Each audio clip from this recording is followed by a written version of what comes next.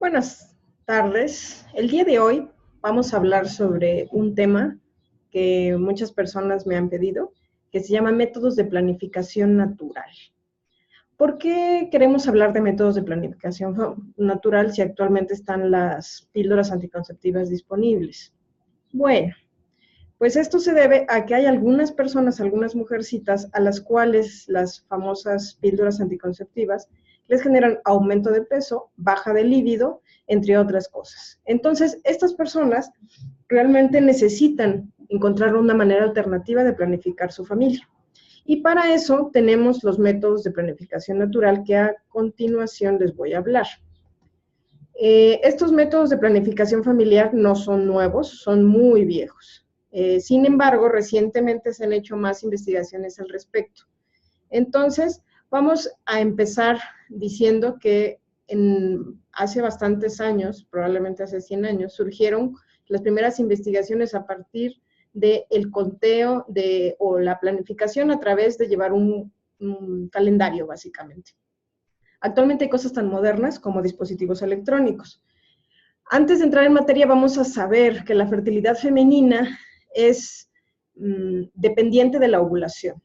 Cuando hay ovulación en el útero de la mujer y este útero está preparado, es posible que se dé a cabo la fecundación. Esta ovulación solamente está 3 días fértil, presente en el organismo de la mujer. Sin embargo, 3 días antes ya es posible que los espermatozoides se esperen al óvulo y 3 días después es la vida útil del óvulo. Por lo tanto, tenemos entre 6 y 8 días fértiles para cada mujer. De 30 días, 8 días fértiles es bastante poco. Sin embargo, determinar exactamente el día de la ovulación es una de las mayores destrezas que requiere aprender una mujer y que luciría indispensable independientemente de si decide o no usar métodos de planificación familiar naturales. Vamos a decir que el moco, una de las primeras características que tenemos que aprender a conocer es el moco endocervical filante o la filancia del moco endocervical. Después hablaremos de qué es esto, pero básicamente es un fluido que sale del organismo femenino y que es un muy buen indicador de la fertilidad y el pH adecuado de la matriz y de la vagina para poder recibir espermatozoides. También vamos a hablar sobre la temperatura ligeramente elevada que ocurre en el organismo cuando se da la ovulación, que esto nos indica más o menos en qué días está ocurriendo la ovulación, y la abertura del cérvix. Esto es algo que no muchas mujeres conocen, y es que el cérvix no está abierto todo el tiempo, solamente se abre en 2 momentos, cuando está fértil y para que salga el líquido menstrual. Bueno, entonces, acerca del moco endocervical, vamos a mostrar estos helechos. Estos helechos se forman en el moco endocervical permitiendo que los espermatozoides puedan acceder hacia el interior o no del cérvix abierto cuando la mujer está fértil. Estos helechos van cambiando su textura a lo largo del mes y son los que proveen la textura filante del moco endocervical que nos indica qué tan fértiles estamos. Entonces, por otro lado, la cuestión del cérvix, aquí tenemos 3 cérvix. Tenemos el cérvix antes de la fertilidad, y vamos a ver que está seco y cerrado. Cerca de la ovulación va a estar blando, alto, abierto y mojado para permitir el paso de los espermatozoides hacia el interior, y después de la ovulación va a estar duro, bajo, cerrado y seco. Igual, nuevamente, cerrado el resto del ciclo. Solamente se abre durante la ovulación. En base a estas observaciones, anteriormente simplemente se llevaba un calendario donde se podrían registrar los días o hacer un cálculo aproximado en base a los días de sangrado. Si una persona era de un ciclo de 31 días en lugar de 28, tendría que hacer sus propias adaptaciones, tomando en cuenta que la ovulación se produce a la mitad del ciclo. Por lo tanto, si esta mujer tiene un ciclo de 28 días, más o menos en el día 14 es cuando se produce la ovulación, porque la mitad de 28 es 14, tomando como fecha de inicio el día 1 del sangrado. Por lo tanto, posteriormente, después al sangrado, van a ser días infértiles. Los días fértiles van a ser del día 11 al 16, y nuevamente después del 16, cuando disminuye la filancia del moco endocervical, ya son nuevamente infértiles. Este método del ritmo o calendario es funcional para las personas que son exactas, que son regulares. El problema es que hay muchísima gente, debido al consumo de hormonas en los lácteos, en el huevo y en el pollo, o al estrés o a la colitis o a muchos otros factores que son irregulares. Para esto hay un método más fiable que tiene que ver con la temperatura basal. Este método, como lo podemos ver en pantalla, también tenemos de ejemplo un ciclo de 28 días y la gente es de 31 días, tiene que hacer un cronograma diferente de más días. En este vamos registrando la temperatura basal diario que se toma en la lengua, dentro de la boca por lo regular, al despertar o adentro de un oído con los termómetros modernos. Y aquí vamos a registrar en esta gráfica cómo va disminuyendo o aumentando nuestra temperatura, pudiendo detectar también el día de la ovulación porque hay un ligero aumento que se sostiene a lo largo de los días hasta volver a bajar durante la menstruación. Y esto nos da el día, conforme va viendo estas variaciones, después de observarlo varios meses, uno puede ver un patrón y puede predecir más o menos entre qué días ocurre la ovulación de cada mujer y darle 6 días antes, 6 días después, ya tienes 12 días en los que no se recomienda tener relaciones sexuales sin protección. Por el otro lado tenemos el método Billings. El método Billings es el que se llama se basa en la filancia del moco endocervical, que como les decía, se determina extendiendo nuestros dedos para ver qué tanto hilito hace el moco endocervical en medio de los dedos. En este caso, en la fase folicular, cuando apenas se está formando el folículo en el ovario, el moco va a ser prácticamente no filante.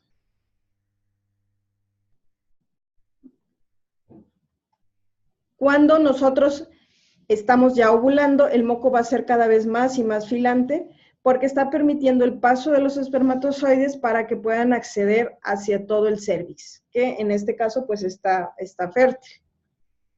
Aquí podemos ver una gráfica donde se ve el moco no filante de este lado y cómo va evolucionando a lo largo de los días hasta volverse nuevamente altamente filante para el periodo fértil. Esta observación empírica hay que hacerla continuamente hasta que la mujer adquiera muchísima habilidad para determinar si en ese momento su moco es filante o no. Y esto debería ser parte de la exploración y la higiene femenina diaria. No se requiere otra más que el baño diario para estar observando continuamente este moco, por ejemplo, en la mañana o a la hora que la mujer decida tomar un baño cotidiano. La importancia de este método es que no es invasivo y no depende de que la mujer sea regular.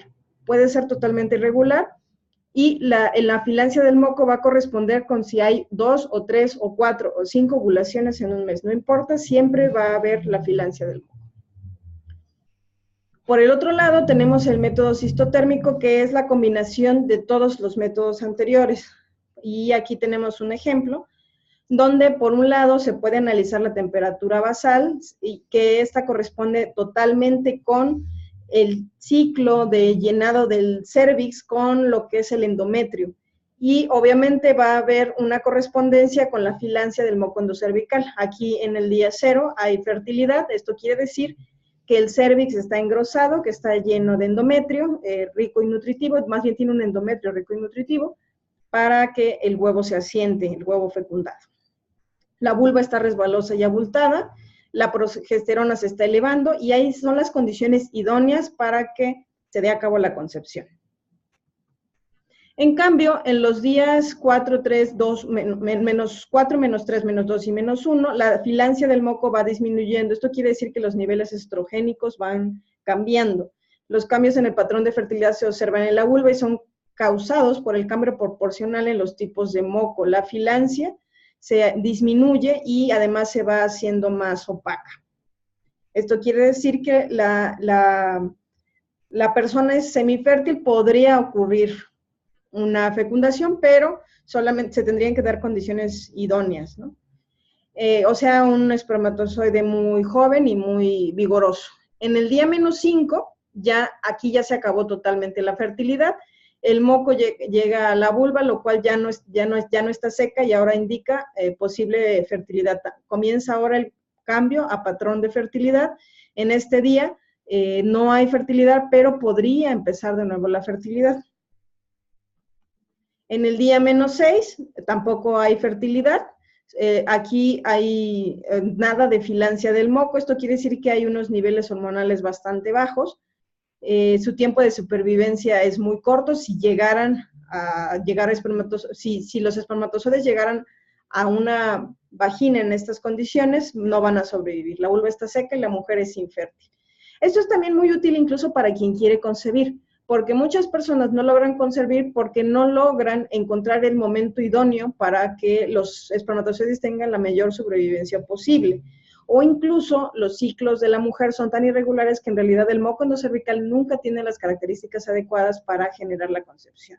Por esto es importante este conocimiento, independientemente de que decidan llevar un método convencional, pero conocer su cuerpo luce indispensable.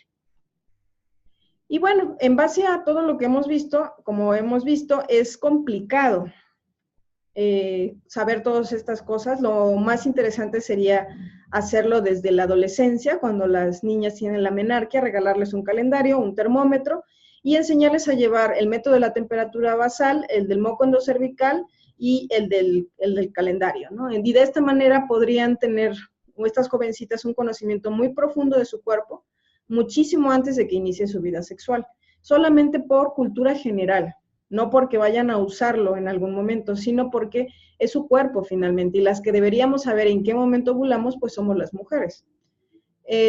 Si no, las personas no hicieron esto en la infancia y quieren entrenarse para poder conocer su organismo, pues ya están a la venta algunos dispositivos electrónicos, como el que muestro en pantalla. Este dispositivo electrónico se llama LadyComp, está disponible en México o lo envían a México, me parece. Es caro, está entre 6,000 y 12,000 pesos, dependiendo del modelo que uno pida, pero realmente vale la pena porque nos permite conocer nuestro cuerpo.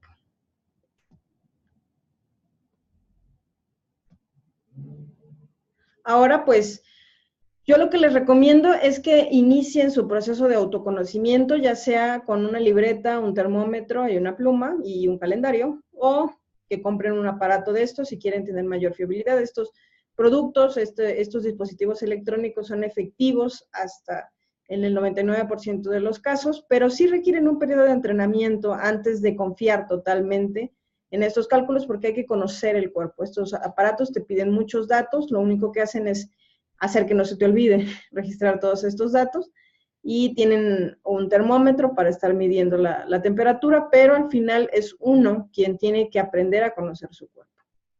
Yo les sugiero que se informen más sobre este tema, me hagan preguntas, estoy dispuesta, pueden dejar abajo en la caja de comentarios cualquier pregunta, y vamos hablando sobre estos métodos de autoconocimiento, sobre todo, y por eso les llamo métodos de planificación familiar, porque en realidad donde más funcionan es cuando una pareja está aprendiendo a conocer su cuerpo para planear cuándo va a tener su primer hijo. Y este conocimiento que hacen estos años le van a servir para poder planear los siguientes.